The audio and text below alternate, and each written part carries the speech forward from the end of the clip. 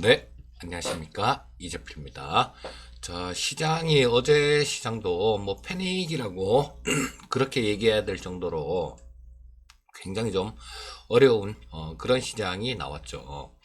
자, 근데 이건 느끼기에는 다 똑같은 거 봅니다. 어제 저 저녁에 친구한테 전화가 와서 그 친구하고 한참을 전화 통화를 했는데요.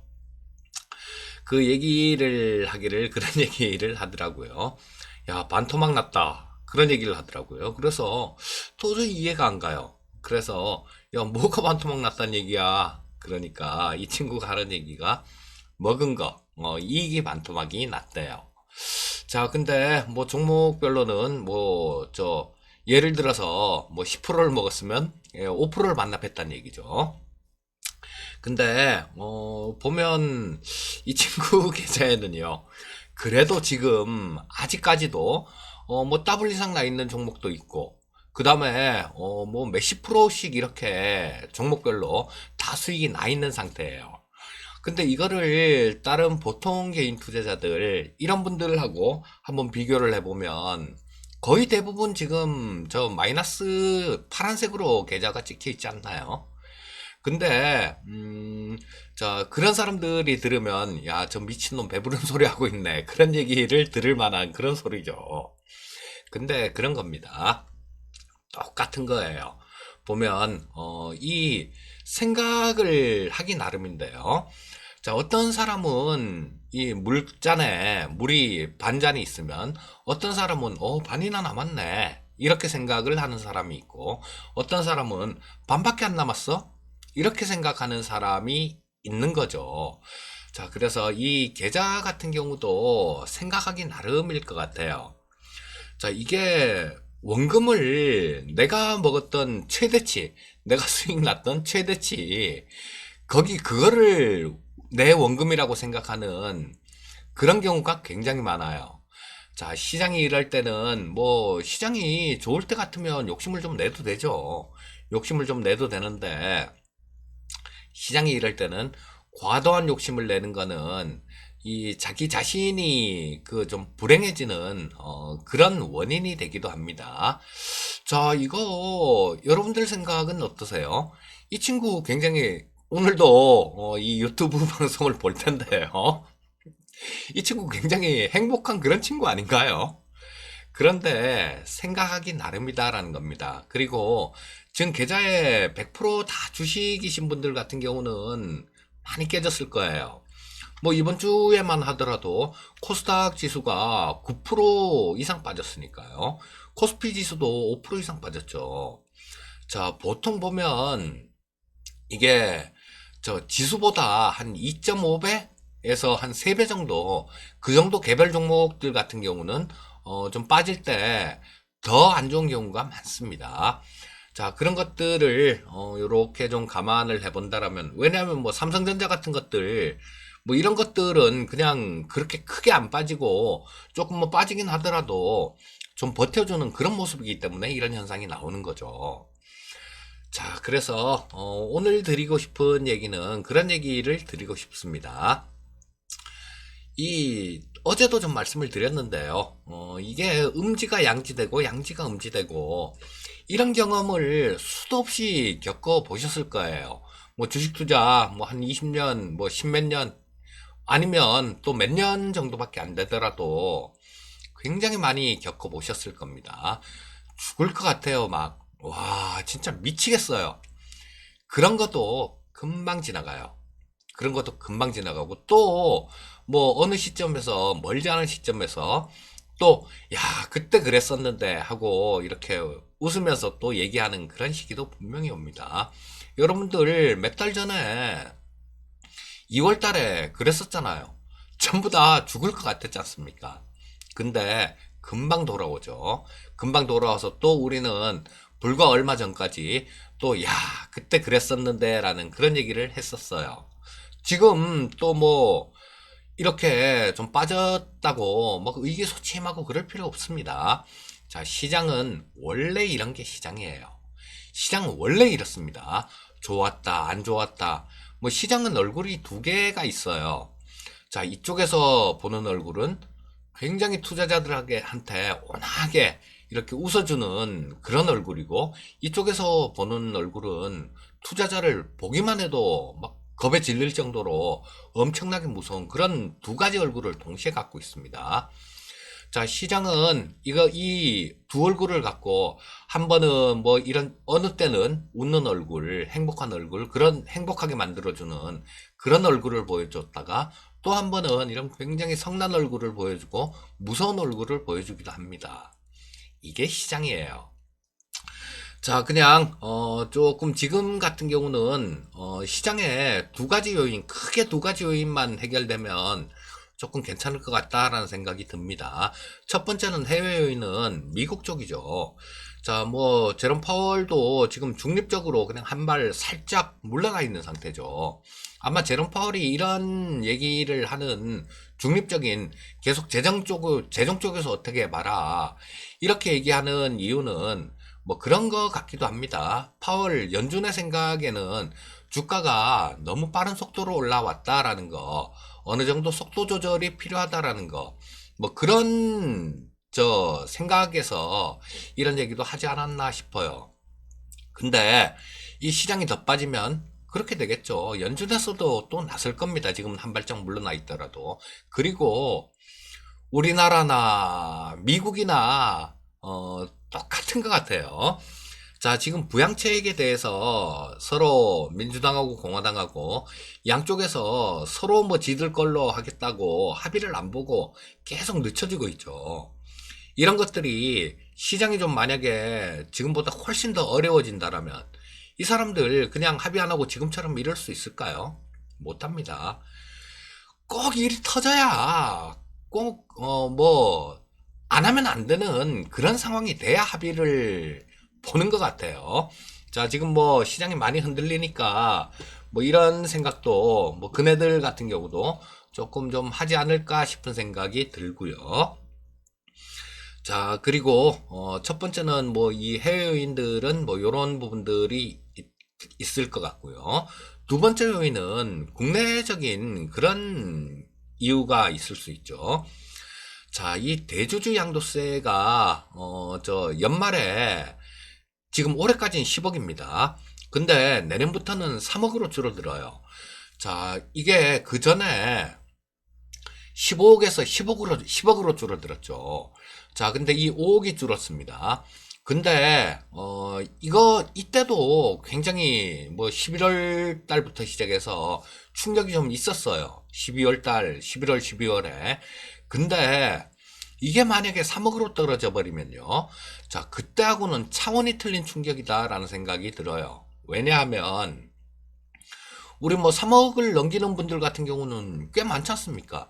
당연히 15억에서 10억으로 떨어질 때 줄여놨던 분들, 이런 분들 같은 경우도 전부 다 뭐 3억으로 줄어들게 되면 여기에 해당이 되겠죠. 근데 뭐 조금 하다 보면 주식 3억 넘길 수도 있는 거 아닙니까? 자, 이거는 너무 좀 작아요. 그리고 더더군다나 이걸 특수관계인까지 포함한다라는 얘기입니다. 말도 안 되는 소리죠. 근데 우리는 특수관계인 포함 뭐 이런 얘기도 중요한 얘기겠죠. 뭐 나도 모르게 걸릴 수 있으니까. 내가 삼성전자 2억 샀는데 우리 아버지가 그냥 삼성전자 2억을 사면요. 그거 걸리는 겁니다. 근데 그게 정말로 말도 안 되는 그런 얘기죠. 그런 얘기인데 그것도 그거지만 3억이라는 거 이 금액 자체도 문제가 굉장히 크다라고 봅니다. 아마 제 생각에는요, 정부에서도 이거를 그냥 그대로 기재부에서 뭐 지금 뭐 그냥 밀어붙일 듯이 그렇게 얘기를 하고 있는데 이거 이렇게 갖고 시장 좀 망가지면요, 아마 그 180석을 만들어 줬었는데 국민들이, 그리고 지금 뭐 현재 정부에 굉장히 좀 지지율이 좀 떨어지긴 했지만요.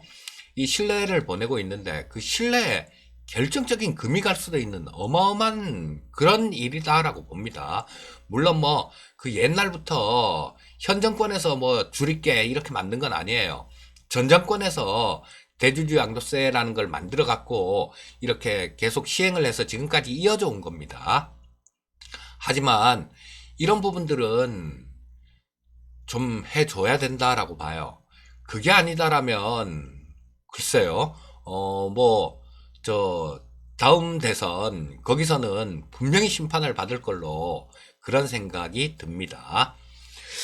자, 일단 근데 뭐 그 사람들 같은 경우도 그분들 같은 경우도 알겠죠. 이런 것들을 얼마나 큰 충격이 올지 저는 그 여파가 상상 자체도 안 됩니다. 그렇기 때문에 또 한편으로는 달리 생각을 해요. 어마어마한 충격이 올 텐데 이걸 그냥 두고 보진 않을 거다라는, 그래서 분명히 좀 완화되는 그런 내용들이 연말까지 조금 있을 거다라는 그런 생각이 듭니다. 자, 일단 뭐 얘기들 조금 말씀드리느라고 요즘 딴 얘기하느라고 시간이 좀 많이 지나가네요. 근데 다들 좀 중요한 얘기니까 뭐 그냥 들으시는 게 좋을 것 같습니다.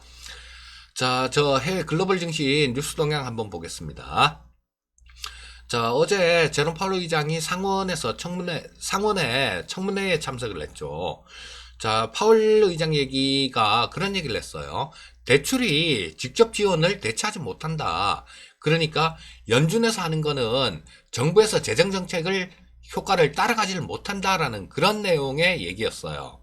자, 그리고 이 부양책 합의 실패가 미국 경제의 하방 위험을 키우고 있다. 이런 얘기를 하면서 요즘은 전에는 트럼프가 파월한테 막 이렇게 압력을 넣었는데요. 제롬 파월이 연준 의장이 이렇게 도로 저 정치권 쪽으로 압력을 넣는 것 같습니다. 자, 그리고 미국 하원은 지금 2조 4천억 규모는 똑같아요. 규모는 똑같은데 그 내용이 좀 바뀌었겠죠. 새로운 추가 부양책을 준비하고 있다. 빠르면 뭐 다음 주에도 하원에서 가결 가능성이 있다라는 그런 얘기를 했고요. 자, S&P 쪽에서는 우리나라 경제 성장률 마이너스 1.5%에서 마이너스 0.9%로 약 0.6%포인트 정도 상향 조정을 했습니다. 자, 반면에 무디스 쪽 같은 경우는 우리나라 간판 기업들에 대해서 야, 니네 신용등급 조금 하향할 수도 있어 라는 뭐 그런 얘기를 했고요. 자, 이 트럼프 얘기가 빠질 수가 없네요. 이거는 진짜 좀 이번에 대선에서 만약에 트럼프가 지게 되면 그런 관측이 있어요. 이 트럼프가 거기 불복할 것이다라는 그런 관측들이 좀 있는데요. 왜냐하면 트럼프는 우편 투표가 부정행위다, 부정투표다 이런 얘기를 하죠. 근데 저 민주당 성향의 유권자들 같은 경우는 우편 투표를 하는 사람들이 많아요. 그리고 저 트럼프 지지자들 같은 경우는 그냥 나가서 찍는 그런 성향의 유권자들이 많습니다. 자, 근데 이거 뭐 우편 투표가 부정이라고 얘기를 하면, 아니 이 지금 우리나라 옛날에 뭐 부정투표 사건이 있었다라고 얘기를 하죠. 뭐 저도 태어나기 전입니다만. 근데 미국에서 이 부정투표가 있을 수 있겠습니까? 저는 그렇지 않다라고 보거든요. 이거는 트럼프가 자기 졌을 때 불복하기 위한 뭐 어떤 그런 핑계거리 그런 거를 만들고 있는 거다라고 봅니다. 그리고 이 트럼프 같은 경우는 뭐 그러고도 남을 인간인 것 같아요. 막 지금 요즘 들어서는 저 같은 경우는 트럼프에 대해서 막 혐오증 비슷한 뭐 그런 것도 뭐 그런 감정도 막 생기는데요. 하여튼 하루빨리 좀 바뀌었으면 하는 게 바람입니다. 왜냐하면 이게 또 주식시장하고도 관련돼서도 그래요. 이 지도자란 사람이 특히 미국 대통령이 어느 정도 예측 가능해야 되는데 이 사람은 예측이 불가능한 사람이에요. 자, 그렇기 때문에 좀 바뀌었으면 하는 뭐 그런 생각이 좀 있네요. 자, 뉴스들 좀 간략하게 좀 살펴봤고요. 자, 조금 더 오늘도 빨리 좀 말씀을 드려야 되겠네요. 자, 뭐 아시아 증시들 별로 안 좋은 모습이었죠.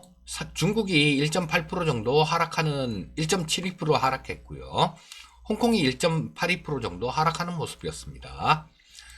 자, 다우가 0.2% 정도 상승 마감했고 S&P 500이 0.3% 정도 상승 마감했고요. 나스닥이 0.37% 정도 상승 마감하는 모습이었습니다. 필라델피아 반도체 지수는 0.97% 정도 상승 마감했고요. 자, 미국 증시 반등은 조금 있었는데요. 자, 그렇게 뭐 시원한 좋은 그런 모습은 아니다라고 보는 게 맞을 것 같아요. 장 초반에는 조금 하락하는 모습이었죠. 장 초반에는 하락하는 모습이었는데, 자, 이렇게 반등 시도를 하는 모습이었었는데요. 자, 뭐 장중에 고점 1800포인트 정도, 그쯤 고점을 기록하고 난 다음에 그냥 밀릴 때, 그냥 힘없이 그냥 한 방에 이렇게 밀어버리는 그런 모습이 나왔죠. 자, 그래서 반등은 나왔지만 그동안 하락폭을 생각해 본다라면 그렇게 만족스럽지는 못한 모습이다. 이렇게 볼 수 있을 것 같고요. 자, 이건 일봉에서 확인이 되죠. 자, 보시게 되면 자, 엄청나게 급락하는 모습이었어요. 자, 그랬다가 반등 자체는 밋밋한 모습이었고, 자, 또 급락하는 모습이었는데, 자, 여기서 조금 반등 시도가 있었는데, 자, 이 윗꼬리도 윗꼬리지만요. 이 하락하는 기울기에 비해서 상승 탄력이 너무 약해요. 상승 탄력이 너무 약하기 때문에 일단 미국 시장 같은 경우도 뭐 지금 안심할 수 있는 그런 모습은 아니다라고 보시면 될 것 같고요. 자, 근데 그런 건 있어요. 자, 여기 22평선 자체가 급격하게 꺾여 내려오고 있죠. 62평선 자체는 아직까지 살아 있습니다. 자, 아직까지 62평선이 살아 있다라는 거는 그래도 버티려고 하는 힘이 어느 정도는 남아 있다라고 그렇게 보는 게 맞을 거고요. 자, 지금 시간이 상당히 좀 많이 지났네요. 오늘은 얘기 몇 마디 하다 보니까 자, 지금 요 수급 같은 경우는 저 간략하게 그냥 읽고만 넘어가도록 하겠습니다. 자, 국내 증시 수급 동향 한번 볼게요. 자, 개인 투자자가 약 3,200억 정도를 매수했고 외국인이 1,915억 정도를 순매도하는 모습이었어요. 자, 그리고 코스닥 시장에서 마찬가지 개인 투자자만 1,794억 정도를 순매수했고 기관과 외국인들은 매도하는 모습이었습니다. 자, 선물 시장에서 외국인들은 또 2,500억 정도를 순매도했죠. 자, 그 전날 엊그제 같은 경우는 외국인들 선물 매수가 조금 있었기 때문에 시장이 그나마 좀 버텼죠. 자, 근데 이 선물하고 현물하고 동시에 외국인들 매도가 나오면 이게 이 개인 투자자들이 힘이 많이 약해진 상태라서, 왜냐하면 주요 증권사들 같은 경우는 지금 신용을 막아버렸죠. 신규 신용 대출, 뭐 대출은 뭐 주식 담보대출이니까 이것도 따지고 보면 대출이라고 표현을 해도 되겠죠. 흔히 그냥 신용이라고 얘기를 하는데 주요 증권사들이 신규 신용을 막아버렸어요. 그래서 전에만큼 개인 투자자들이 그만큼 힘을 발휘할 수 없는 상태에서 이 외국인들이 현물 선물 동시에 매도가 나온다라면 시장은 조금 어려워지는 거죠. 자, 옵션 수급은 시간 관계상 그냥 넘어가도록 하겠습니다. 오늘은 넘어가고, 자, 일단 뭐 코스피 시장 10분 봉을 보면서 좀 말씀을 드리도록 하겠습니다. 자, 요게 코스피 시장 10분 봉인데요. 뭐 그냥 악소리도 못했죠. 자, 좀 갭으로 두들겨 맞아갖고 시작해갖고 반등 다음 반등 시도를 못했습니다. 그랬다가 밀리고 또 약한 반등 그런 시도가 있었지만 뭐 반등하지 못하고 밀리는 모습이 나왔죠. 자, 여기서도 보면 알 수 있죠. 자, 조정을 이렇게 받았으면 이런 속도로 나와줘야 돼요. 자, 이런 속도로 조정을 받았는데 이런 형태로 반등이 나와버리면 이거는 한 번 더 밀린다라는 얘기, 그런 얘기로 해석할 수 있습니다. 자, 어제 장중의 움직임도 코스피 시장 그렇게 움직였고요. 자, 일봉을 보면서 마무리를 짓도록 하겠습니다. 그 얘기였었죠. 자, 말씀드린 얘기가. 자, 이쪽에서 그런 말씀을 굉장히 좀 많이 드렸었어요. 이 반등 나오는 과정에서. 자, 하락은 이렇게 했습니다. 근데 반등은 이렇게 나옵니다. 그러니까 시장 안심할 수 없습니다. 어느 정도 현금 보유하신 상태에서 좀 시장을 관망을 하시면 좋겠습니다. 라는 말씀을 계속 드렸는데요. 자, 반등이 약하다 보니까 급락이 나오죠. 이번 장에서도 마찬가지입니다. 자, 이런 하락들이 뭐 언젠가는 멈추겠죠. 자, 지금도 많이 빠졌으니까 자, 멈출 텐데 거기서 반등 나오는 과정, 이런 과정을 눈여겨보셔야 돼요. 자, 이런 각도로 하락을 했습니다. 근데 또 여기서랑 마찬가지 이렇게 눕는 이런 각도로 반등이 나오면 또 한 번 더 어려워질 수 있어요. 자, 그래서 지금 이런 각도로 하락을 냈으니까 뭐 이것까지는 아니더라도 뭐 이 정도 각도 정도 그 정도는 나와줘야 됩니다. 자, 그래서 일단 뭐 지금 현재 상태 같은 경우는 그쵸? 현금을 좀 보유하신 분들 같은 경우는 급할 거 없습니다. 뭐 매매를 하시려면 그냥 짧게만 뭐 장중에 좀 급락했을 때 그럴 때 짧게만 좀 매매를 하시고요. 자, 그런데 자신 없는 분들 같은 경우는 일단 뭐 저 추석 전에 시장도 상당히 좀 중요하죠. 추석 전에 시장이 그 연휴 전에 이렇게 있는 시장들 같은 경우는 거의 보면 그 연휴 이후에 시장을 좀 미리 선반영하는 그런 성향이 있어요. 그런 경향이 있기 때문에 자, 뭐 다음 주 월요일, 화요일 지나면 수요일부터 연휴가 들어가죠. 자, 근데 이게 이 시장을 잘 눈여겨서 잘 보시면 추석 이후에 시장에 대해서 큰 시장에 대해서 대충 어느 정도 감이 오실 겁니다.